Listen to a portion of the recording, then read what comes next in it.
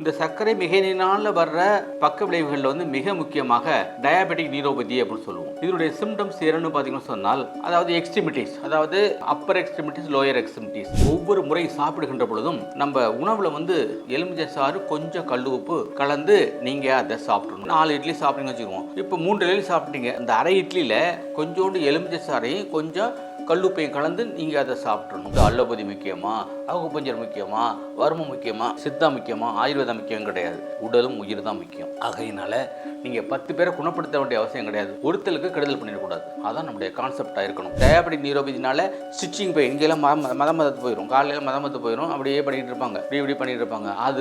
இதெல்லாம் போக்குவதற்கு எளிமையான உடற்பயிற்சியை நான் இப்போ சொல்லித்தர்றேன்.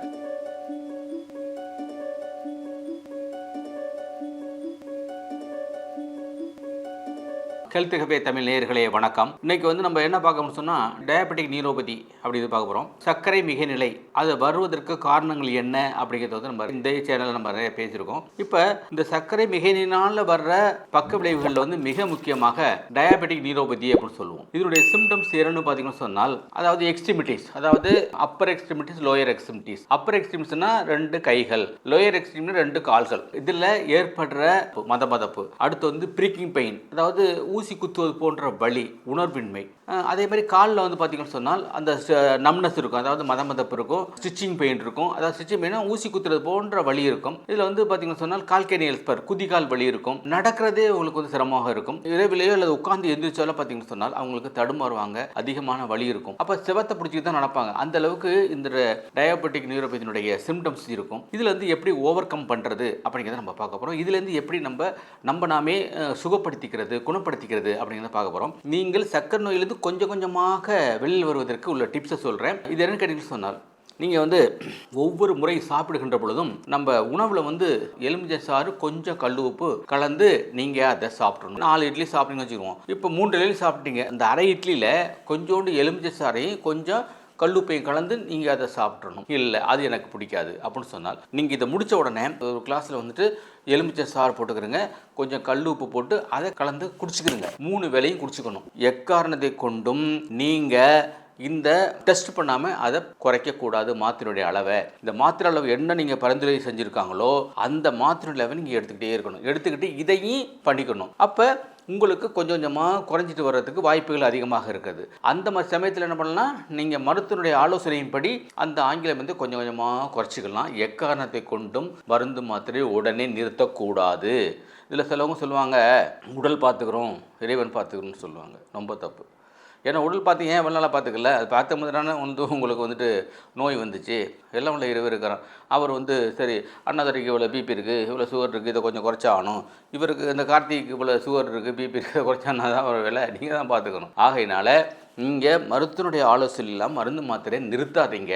இது ஏன்னு கேட்டிங்கன்னா, என்னுடைய மாணவி ஒருத்தவங்க ஃபோன் பண்ணாங்க. ஃபோன் பண்ணிவிட்டு, சார் ஒரு இடத்துல போனேன், உடனே மருந்து மாத்திரை டஸ்ட்பினில் போட்டுருங்க, இறைவன் பார்த்துக்கிறோம், உடல் பார்த்துன்னு சொல்லிட்டாங்க. நானும் அந்த பேஷண்ட்டை சொல்லி மருந்து மாத்திரையை விட்ட சொல்லிட்டேன்.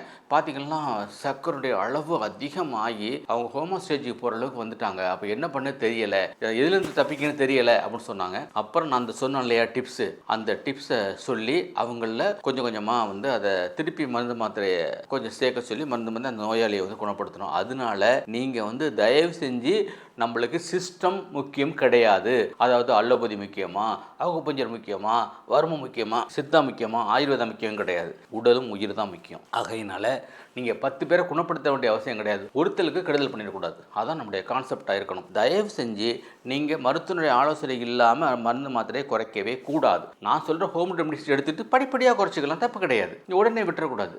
அதான் சொல்ல வரேன். அடுத்து இந்த டயாபெட்டிக் நியூரோபதிக்கு ஒரு எளிமையான எக்ஸசைஸ் சொல்லித்தர்றேன். அந்த எக்ஸசைஸை நீங்கள் பண்ணிங்கன்னா டெஃபினட்டாக உங்களுக்கு அந்த நல்ல தீர்வு கிடைக்கும்.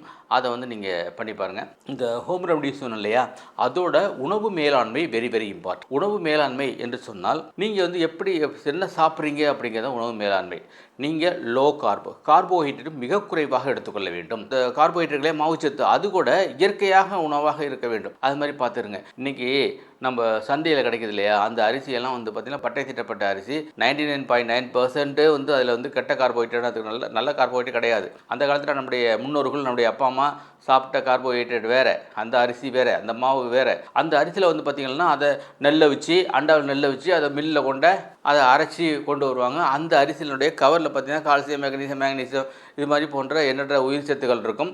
அந்த உயிர் சத்துக்கள் வந்து பார்த்திங்கன்னு சொன்னால், அதாவது விட்டமின்ஸ் அண்ட் மினரல்ஸ் இருக்கும். அது வந்து நம்முடைய சிஸ்டத்தை ஒழுங்குபடுத்தும், மிக குறைவாக தேவைப்படும், ஆனால் ஒழுங்குபடுத்தும். அதெல்லாம் இப்போ இல்லை. எல்லாம் வந்து நம்ம விவசாயிகளே என்ன பண்ணுறாங்கன்னா, கொண்ட களத்துலேருந்து கொண்டு மில்லில் வித்துடுறாங்க. வித்துட்டு வரையில் பையஸ் வாங்கிட்டு வர்றாங்க. அப்போ எப்படி உங்களுக்கு நோய் வராமல் இருக்கும்? அதெல்லாம் தயவு செஞ்சு இயற்கை விதிமீறல்கள் நோய். அதனால நம்ம இயற்கையை மீறிட்டோம். அப்போ என்ன பண்ணுறது அப்படின்னா, அட்லீஸ்ட் நீங்கள் வந்து கார்ப் உணவை குறைச்சிக்கிட்டு காய்கறிகள் இருக்கு இல்லையா, காய்கறிகளை நிறைய சேர்த்து குக் பண்ணி சாப்பிடணும். காய்கறிலாம் பச்சை காய்கறி தீயக்கூடாது. அதை வந்து சமைச்சு பண்ணி நிறைய பிளாண்டி எவ்வளோ எடுத்துக்கலாம். காய்கறிகளை குக் பண்ணுறது முன்னாடி அதை வந்து ஒரு பவுல் எடுத்துருங்க, ஒரு பாத்திரம். அதில் வந்து தண்ணி, நல்லா தண்ணி ஊற்றிடுங்க. அதில் கொஞ்சம் மஞ்சள் நல்லா தூய்மையான மஞ்சள் போட்டுருங்க, கொஞ்சம் கல்லுப்பு போட்டுருங்க. இந்த காய்கறிலாம் போச்சு ஒரு 10 நிமிஷம் வச்சு, 10-15 நிமிஷம் வச்சுக்கலாம்.